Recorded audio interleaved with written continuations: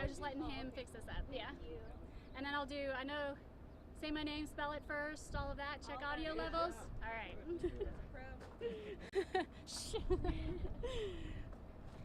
All right, everybody ready for sound check and everything? All right. Good afternoon. My name is Jennifer Dunn, spelled Jennifer. Last name Dunn. I'm the warning coordination meteorologist with the National Weather Service in Fort Worth. This morning, we were out surveying the damage that occurred down here in southern Ellis County. We found evidence of right now what we determined to be an EF2 tornado. The EF2 wind rating was not along the entire track of the tornado. The entire track of the tornado was about 5.2 miles long, stretching from the 5 Points area, coming up here into the Highway 77 area that we're near right now, and then continuing east past, I believe, County Road 55. The EF2 damage occurred down near where Higgins and Johnston Road is. There was one spot there. And then the second location where we had EF2 damage was along Highway 77 here, just east of 35. Maximum winds with this tornado were around 120 miles per hour. That was determined to be here along the Highway 77 area. We'll still continue our preliminary assessment of the damage, particularly tomorrow when we get back to the office and double check everything. I don't anticipate there being any significant changes to the rating or the path itself, meaning the width and the length also. The time that the tornado was on the ground was about 8:44 to 8:57, so about 13 minutes from what we've determined so far. The first tornado warning that included this area went out at 8:07, and then a second tornado warning went out that included this area at about 8:45, so right as the tornado was just starting to occur. We're definitely thinking of all the people that have been impacted here. There are some significant homes damaged that will require a lot of cleanup. We know that there were some injuries too, and we're hoping that everybody in that area does recover. And just quickly too, want to remind everybody that it is early May. We're still in peak severe weather season. It usually goes through the end of May into the early part of June. So we want all residents of North Texas to be aware of severe weather when it occurs in the area. Make sure you have multiple ways to get warnings. We heard of several residents here today that received the warnings in multiple ways and were able to take action because of that. And that's definitely a very positive aspect to saving lives and property here in North Texas and in Ellis County. So make sure that you know how to get your warnings and be prepared for those days when we are talking about severe weather as we continue to go through May and into the early part of June also.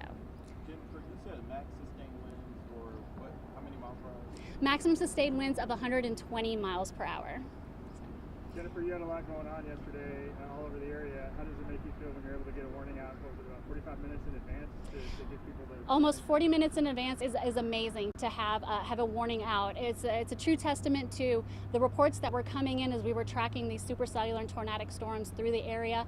It's a true testament to the radar technology and the experience of our forecasters and being able to analyze and detect that and issue that information out ahead of time. I believe we've had a total of 5 tornadoes in the area today. I do not know the lead times on all of them. I do believe all of them had at least some type of lead time, so that's a really true testament to how the entire integrated team with our county officials, the meteorologists, both broadcast and National Weather Service and others in the area, and the residents taking action also to go through an event like this, of course, and not have any fatalities and hopefully recoverable injuries from that.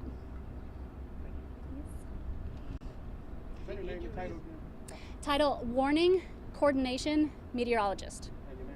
Jennifer Dunn. I don't know if you're the right person for this. The injured people, it remains in 8 people, 5 from the houses, 3 from the accident. I will let county officials. Yes. Yeah. Yes, that's correct. Three from the accident that happened on 35, and 5 from residences here. How many cars were involved? Numerous. Yeah. It was 2 semi or 3 semi? I'm sorry? It was 2 semi or 3 semis and a cargo van as well that were involved. Yes, sir. Sheriff, would you mind introducing yourself just so we have a name? Brad Norman. I'm the sheriff of Ellis County. What all did you see last night? Do you have any figures on how many houses damaged? Actually, yes, I do have that if you'll bear with me. There was, yeah, that's what I got. total of 19 or 18 affected, 12 destroyed, 7 major damage, 10 minor damage, and 21 with no damage. Can you repeat that for us? I'm sorry, I wasn't writing. Can you repeat that stats again? Yes, sir. My phone's not cooperating. Affected were 18, destroyed 12, major damage 7, minor damage 10, and no damage was 21, and that's number of residences. When you mentioned that there was 5 tornadoes in the area, can you talk about the other 4 and locations?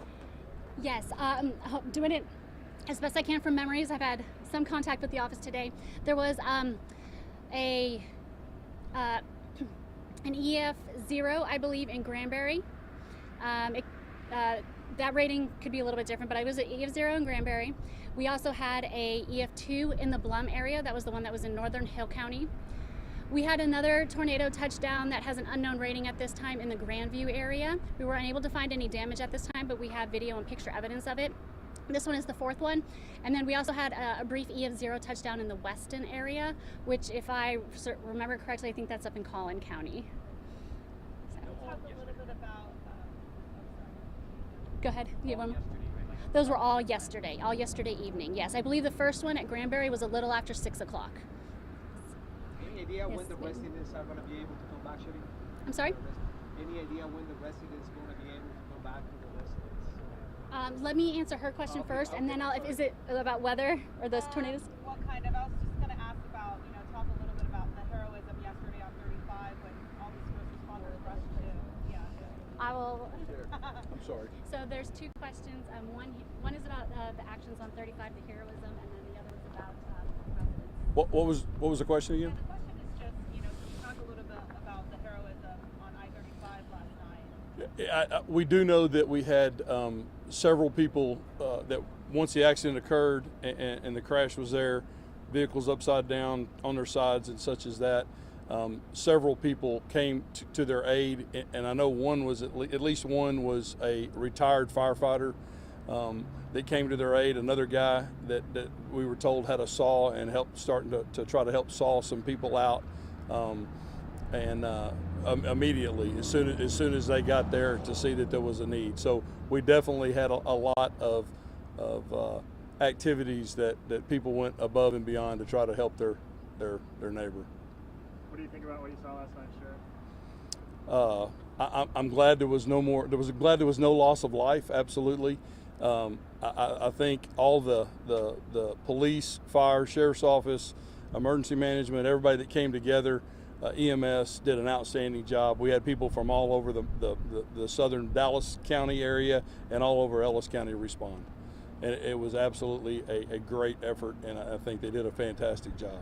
With this kind of damage, would you expect more injuries and even fatalities? And what effect do you think the early warnings had on that? I think you certainly could, absolutely. I think the early warning system, actually, what I just said a minute ago, 45 minutes in advance was tremendous.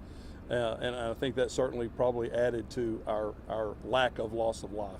Sheriff, what are some of the worst things you've seen damage-wise? Houses, some mobile homes that are completely upside down, houses with no roofs on them at all, just demolished, look like pretzels. That's the worst damage that we saw. And like I said, to our knowledge at this point, we had 8 people transported to the hospital, 3 from the wreck on 35, 5 from residences here in the Forston area. Any idea when people can come back to the houses?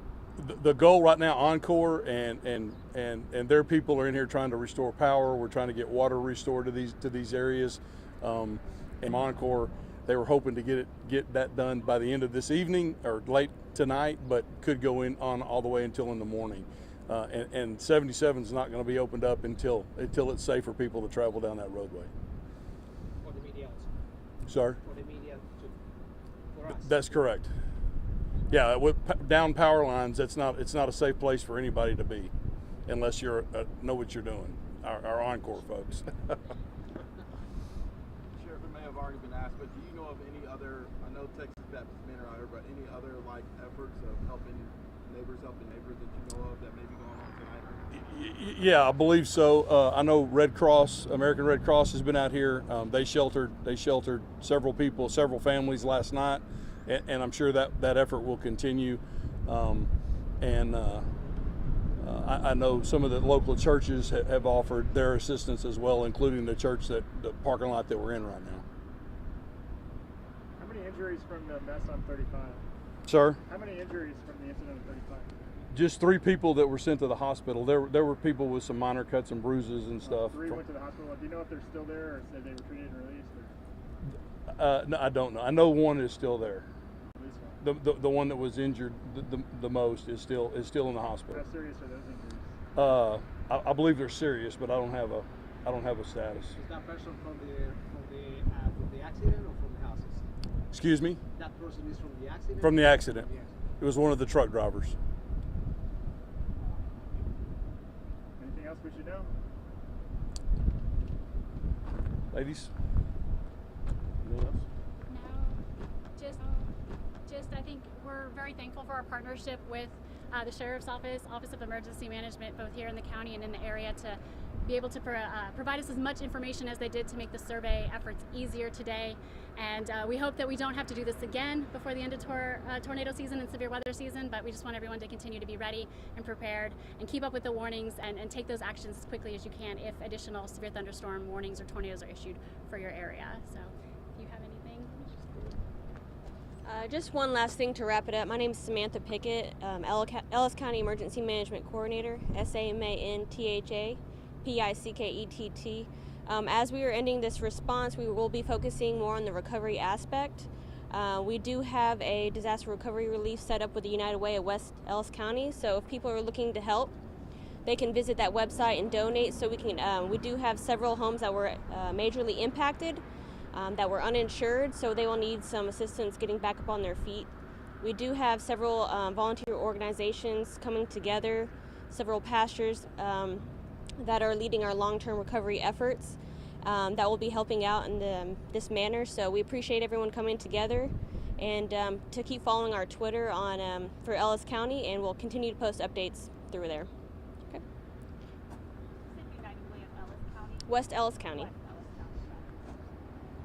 Great. Thank you. Thank you. Thank you, everybody. It's good work. We've met